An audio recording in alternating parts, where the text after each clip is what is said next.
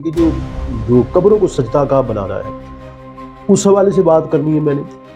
نبی کریم صلی اللہ علیہ وسلم کی ایک حدیث ہے، اللہ کمی بیشی معاف کرے، کہ آپ نے فرمایا کہ مجھے اپنی امت سے شرک کا خطرہ نہیں ہے۔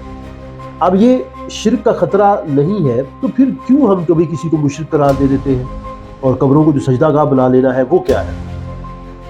دیکھیں ڈاکٹر صاحب، بات یہ ہے کہ ہمیں پہلے یہ دیکھنا ہے کہ ہر مسلک کی جو تعلیمات ہیں اوریجنلی کیا وہ درباروں پر جا کے یا قبروں پہ جا کے سجدہ کرنے کو حلال قرار دیتی ہیں؟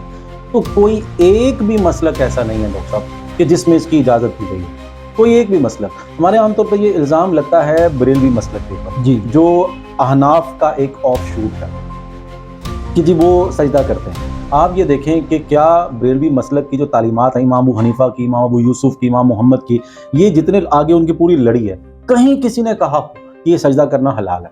دیکھیں، اگر تو وہ سجدہ عبادت کی نیت سے کر رہا ہے تو یہ صریحاً شرک ہے، اور اگر وہ سجدہ تعظیم کی نیت سے کر رہا ہے تو یہ حرام ہے۔ دونوں صورتوں میں یہ حرام ہے، کسی طرح بھی اجازت نہیں ہے۔ البتہ عوام جا کر وہاں پر کرتے ہیں تو وہ غلط کرتے ہیں، اور اس کو اہل سنت کے علماء غلط ہی کہتے ہیں۔ یہ الگ بات ہے کہ ہم یہ کہہ سکتے ہیں کہ ان کے علماء جو ہیں وہ اپنی ذمہ داری پوری ادا نہیں کر پا رہے، یعنی علماء جو ہیں وہ کیا درباروں پہ جا کر سے انہیں اس چیز کا ذکر کرنا چاہیے اور بار بار کرنا چاہیے۔ ڈاکٹر صاحب، میں کہہ رہا ہوں کہ بار بار کرنا تو دور کی بات ہے، ان کی ذمہ داری یہ بنتی ہے کہ وہ درباروں پہ جا کے کھڑے ہو جائیں، اور جو لوگ سجدے کر رہے ہیں ان کو اٹھا کے سائڈ پہ کریں، اور وہاں کے متولی کو حکم جاری کر دیں، اور ریاست کو کہہ دیں کہ جو یہاں پہ سجدہ کرے اس کو اجازت نہیں ہے یہاں پر آنے۔ کیونکہ حضور صلی اللہ علیہ وسلم نے اپنی قبر کے حوالے سے بھی تو ارشاد فرمایا نا کہ سجدہ گاہ نہ بنا دے۔ بالکل بالکل۔